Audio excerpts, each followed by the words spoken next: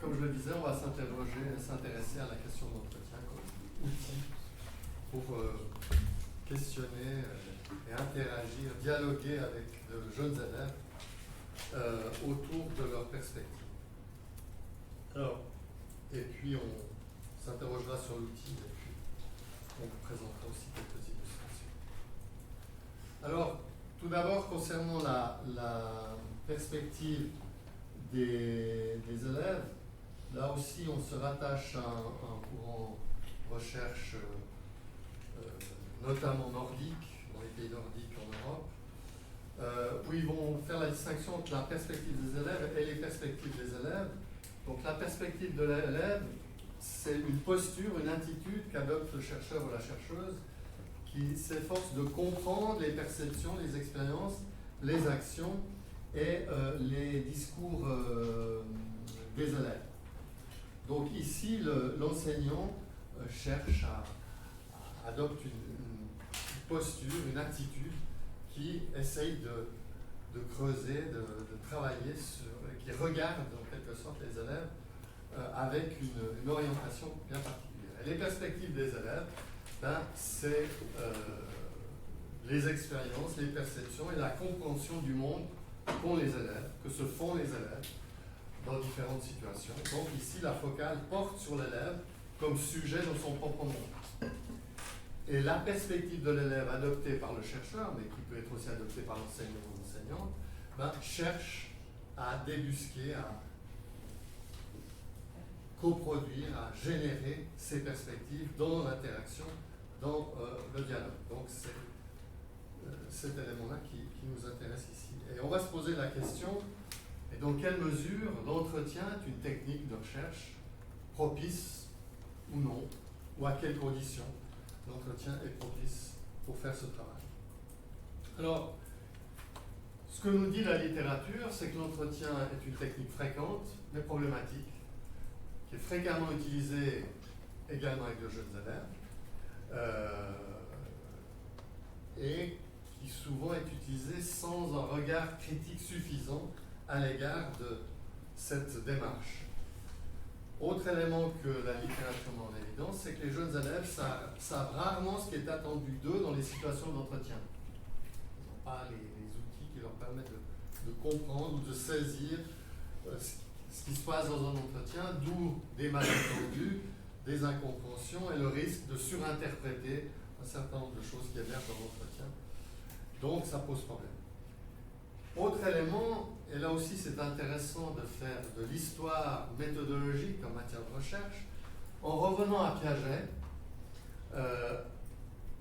Piaget dans l'histoire de sa méthodologie de recherche, elle a évolué, il a écrit très peu de choses là-dessus, mais on voit une évolution, et en 1947, dans la préface à l'un de ses ouvrages, celui de 26, que vous trouverez dans la biographie tout à l'heure, il critique sa première manière de mener des entretiens, considérant qu'il se limite souvent à des échanges, je reprends son expression, verbaux-conceptuels, uniquement centrés sur le langage.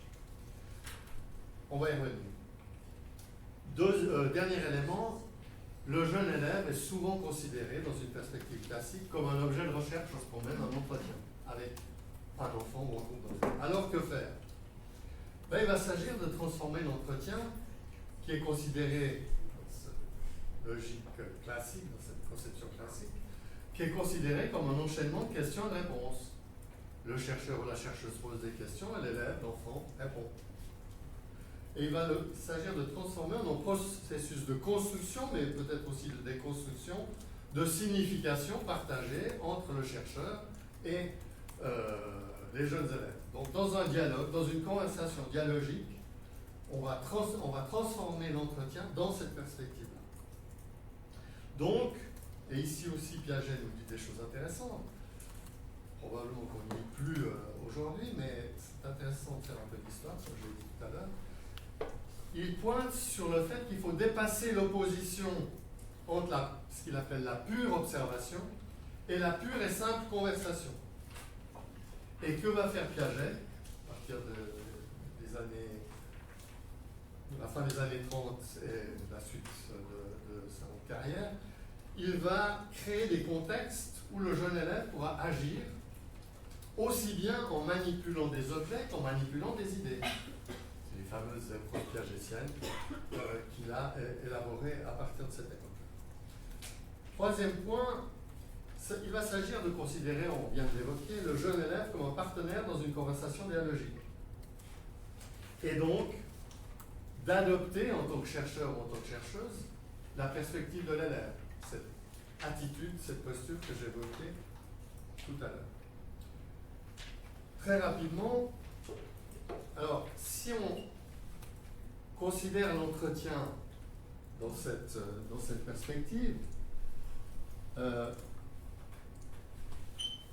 si on sort de l'entretien pur et simple, de la conversation pure et simple, comme dit Piaget, il va s'agir d'insérer, d'intégrer dans cette nouvelle manière de mener des entretiens des outils, des situations, des éléments qui vont servir d'outils médiateurs pour mener l'entretien. Et là, il y a pas mal de littérature qui évoque ce genre de choses et qui ont pratiqué dans cette perspective. Par exemple, pour obtenir des données plus riches et intéressantes, on va mener un entretien alors que l'enfant est en train, ou le jeune élève est en train de faire un dessin sur une situation donnée. Donc, on interagit sur le dessin qui est en train d'être produit, ou sur un dessin qu'il a préalablement produit. Ou bien encore, ça a été évoqué dans la discussion, on va mener un entretien sur la base de photos. Par exemple, prise dans l'école, avec une consigne qu'on pourra donner à l'enfant qui va prendre des photos et on va discuter de ces photos. Les photos peuvent également être prises par le chercheur ou la chercheuse et servent de support à l'entretien, à la discussion. Je ne vais pas tous les évoquer, il y a des choses plus classiques, comme mener un entretien sur la base de frappe, d'un problème à résoudre. Ou bien, il y a des élèves qui interagissent dans une situation de groupe, et on peut mener un entretien suite à cette conversation qui a eu lieu entre les jeunes élèves. Ou bien on peut également, on l'a aussi évoqué en passant dans certaines interventions, mener un entretien en visionnant un enregistrement vidéo d'une situation. Et on fait discuter les élèves sur la situation. Alors, ce n'est pas nécessairement dans la logique de l'autoconfrontation, mais il y a quelque chose de semblable avec cet outil. Ou bien encore, après un jeu de faire semblant, ou bien encore, là aussi, il y a certaines pratiques qui, à partir d'un questionnaire, le transforment en un jeu qui permet aux élèves d'entrer plus facilement dans cette idée de questionnaire. Et donc l'entretien devient, sous la forme d'un jeu, devient un moyen d'interagir avec l'élève autour de certaines questions qui ont été définies préalablement. Si un peu intervenir en termes de la posture, autour de ces questionnaires, la posture de celui qui questionne aussi. Et moi, on avait envie de le définir en tant que partenaire, mais étranger, dans le sens où quand on arrive comme étranger, si on était projeté en Chine, on est là, même si on est grand et tout, etc., on veut essayer d'être partenaire, mais on ne comprend pas bien le monde, et donc là aussi, du coup, on vit dans ce même monde, mais en même temps, on est étranger. Clairement, il y a quelque chose de l'ordre de l'enquête ethnographique, on en a déjà parlé, avec, je pense, en tant que chercheur, une grande gageure de distanciation, quand on est dans cette posture-là. Et alors, j'avais envie de revenir sur ça, cet apprentissage de l'égalité argumentative, parce que en tant qu'adulte, en tant que chercheur, en tant que tout ce qu'on veut, on est rompu à l'argumentation. Et puis, très souvent, on a une argumentation, justement, où on n'est pas à égalité argumentative. C'est Bernard Rey qui a défini cette égalité-là en disant qu'elle institue un rapport pacifié à autrui, où sont exclus tous les arguments d'autorité, les rapports de force, puisqu'il n'y aura ni gagnant ni perdant. Et donc, entrer dans des conversations où on sait bien qu'on ne veut pas mener vers un point de vue, mais essayer justement d'être là avec chacun ses arguments, c'est une posture particulière. Non seulement cette posture particulière, mais un peu comme on en a parlé déjà aussi en première partie de matinée, un changement de paradigme. C'est cool qui a mis ça en évidence, pour arriver effectivement vers un paradigme de l'échange, de l'échange, d'un partage d'interprétation.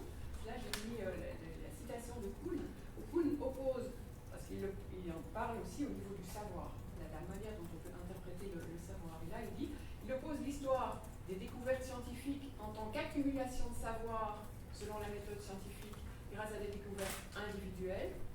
A, c'est là le changement de paradigme, à une découverte scientifique universellement reconnue qui pour un temps, jusqu'à ce qu'elle soit réfutée, qui pour un temps fournit à la communauté de chercheurs des problèmes types et des solutions. Communauté de chercheurs qui ici, je propose de prendre entre l'élève que je questionne et puis moi qui le questionne. On est en communauté de chercheurs, comme la communauté de chercheurs qu'on connaît de manière plus classique. Le paradigme est ainsi une sorte de modèle épistémique qui fait autorité pour un temps, puis sera remplacé par un autre modèle suite à une autre révolution scientifique. Alors, on en a déjà parlé un petit peu aussi, cette collecte du point de vue des enfants ou de rendre possible l'élaboration d'un point de vue. Dans le quotidien, quand on essaye de faire ça, on en a fait pas mal là déjà, dans le quotidien, le point de vue de l'enfant, il apparaît de manière très furtive, très ténue, on a l'impression de à peine pouvoir en prendre connaissance. Et ce n'est que grâce à l'entretien que le point de vue de l'enfant devient plus compréhensible, on voit des traces, des indices apparaissent, et là, du coup, pour moi, la démarche, ça va vraiment à l'enquête.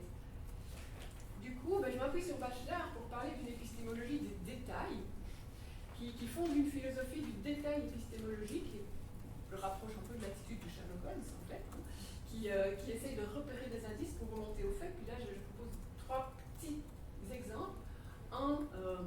Le premier, la demande à maman, on est dans une classe, on est face à des enfants de 7 ans, et on est mis face à une situation problème.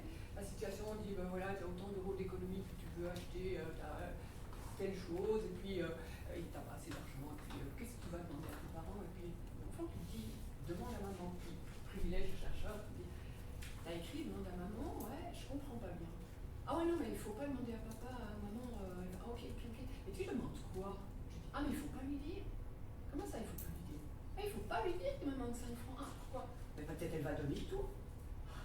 Et là, on voit qu'on est dans une toute autre interprétation. Elle pense qu'on lui demande un conseil, de savoir comment faire, alors que l'école, elle essaye juste de voir comment elle est capable de calculer. On voit qu'elle est tout à fait capable de calculer. Mais on a un malentendu sur ce qui est attendu, là. Lui, il y a un peu la même chose avec un 6 divisé par 2. Il y avait des marrons sur la table, ils avaient manipulé, etc. Et puis l'enseignant, à un moment donné, écrit le calcul. Elle dit 6 partagé en 2, combien ça fait? La petite à côté de moi, elle écrit 3. Et puis la maîtresse, elle passe, elle barre en rouge, puis la petite, c'est vrai? 3. Qui a pris les autres 3? Et là, c'est l'enseignant, on se remet en question. Je ne peux pas écrire 6 partagé à 2, combien ça fait? 6 partagé en 2, ça fait 3 et 3. Là, c'est un problème de didactique, de mathématiques. C'est l'enfant qui me donne cette information. Je veux dire, si je partage en 2, combien il y a dans chaque paquet? Chaque paquet, il y a un 3, on est tous d'accord. Mais c'est dans l'autre sens. Donc l'enfant qui pose des questions du coup à l'adulte, qui fait que l'adulte va se remettre en question. Ou alors plutôt de construire là le point de vue. Alors là, c'était avec une de mes filles. Ça fait que j'ai 5 filles, d'accord? Et puis j'avais la plus jeune qui était sur la table allongée et l'avant-dernière assise à côté. Et Camille, du coup, me pose la question, comment est-ce qu'on sait que Mathilde est une fille? Je lui dis, toi tu vas à l'école? Oui, il y a des garçons et des filles à l'école, mais comment tu sais qu'il y a une fille? Les filles, elles ont des longs cheveux puis des jupes qui tournent. Je fais un pas en avant, mais je lui dis, ouais, même moi, parce que j'ai toujours les cheveux courts, pantalon, la plupart du temps, elle me dit, ouais, t'es une maman. Ok. Et on voit que c'est par l'interaction là qu'on construit, qu'on a accès à quelque chose, et puis il n'y a pas une bonne et pas une mauvaise réponse. Je comprends où tu en es là pour le moment. Du coup, voilà, est-ce qu'on n'est pas dans du dévoilement, on pose un peu le dévoilement ou élaboration, et que la mise en mots d'un côté comme de l'autre permet à chacun, en fait, de construire quelque chose. La mise en mots, les questions posées permettent de rendre lisible pour la personne qui interroge, mais aussi de faire des liens, de justifier pour la personne qui est interrogée. Et puis juste là, moi je voulais vous montrer un petit exemple, mais je ne vous montrerai pas tout. C'est qu'il se fait que, demande déjà longue âge. J'ai essayé de construire un outil justement. J'ai essayé de construire un outil pour discuter de tout ça avec les enfants en mettant ensemble beaucoup de choses qu'ils m'avaient dites et puis d'en faire des petites histoires qui sont illustrées pour pouvoir les raconter ensemble. Ici, juste en 2 mots, vraiment on n'a pas accès au... je vais en prendre une, la visite chez le médecin, où je montrerai après. Mais donc, on peut en parler après. Ça, c'est peut-être une manière de construire un outil dans lequel, en groupe classe, alors, on peut essayer de discuter de ces points de vue, d'essayer de construire ensemble, enfin, en tout cas, l'outil, essayer de faire ça. Daniel, je vais te passer la parole pour la conclusion. D'une certaine manière, ça a déjà été évoqué dans les discussions tout à l'heure, mais c'est l'idée de questionner nos paradigmes, quoi. En partant de cette idée bien connue, mais peut-être qu'on oublie parfois, c'est que ce que nous savons grâce à la recherche est indissociable de la manière dont nous le savons. Donc, interrogeons-nous sur nos pratiques de recherche, nos méthodologies, et analysons-les de manière critique en regardant ce qu'elles nous empêchent peut-être de voir et quelles seraient d'autres démarches méthodologiques qui nous permettraient peut-être de voir d'autres choses. Et donc, ça pourrait se résumer à un questionnement sur la cohérence de nos démarches de recherche avec nos conceptions de l'apprentissage chez les jeunes élèves, avec nos conceptions de l'enseignement auprès de ces jeunes élèves, et ainsi qu'avec nos questions de recherche. Parfois, j'ai l'impression qu'on fait trop l'impasse sur ce questionnement épistémologique, et ça peut nous emmener dans des impasses et engendrer parfois des dialogues de sourds entre chercheurs et chercheuses, parce que nos a priori, nos choix épistémologiques et méthodologiques sont très différents et rendent la discussion parfois difficile et génératrice de malentendus. Voilà, on va s'arrêter là. Merci.